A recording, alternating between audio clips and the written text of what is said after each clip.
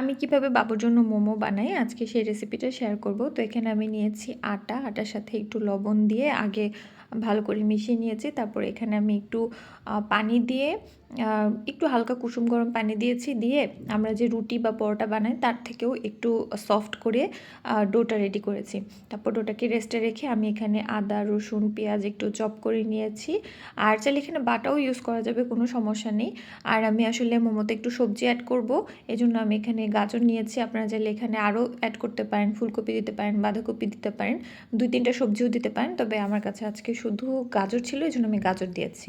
তারপর আমি গরুর মাংসটাকেও এরকম কিমা করে নিয়েছি। এখন আমি প্যানে বাটার দিয়ে সেই আদা রসুন আর পেঁয়াজ যে চপ করেছিলাম সেখান থেকে 2 চামচের মতো দিয়ে একটু ভালো করে ভেজে নিয়েছি।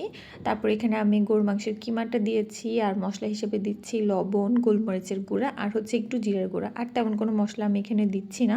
আমার বাবু যেহেতু ভাত খুব একটা পছন্দ করে না, তো দেখা যায় আমি ওকে ভাতের বদলে এই টাইপের খাবারই দিই। এখানে আপনার গরুর মাংস আছে হাই প্রোটিন, তারপরে সবজিও আছে, আর ভাতের বদলে এখানে আটা আছে। তো আসলে একটা খেলেই হয়, শুধু যে ভাত খেতে হবে এমন কোনো কথা নেই। ভাতের বদলে অন্য অনেক টাইপের খাবার আছে যেগুলো বাচ্চারা খুব পছন্দ করে আনন্দ সহকারে তৃপ্তি নিয়ে খেতে পারবে।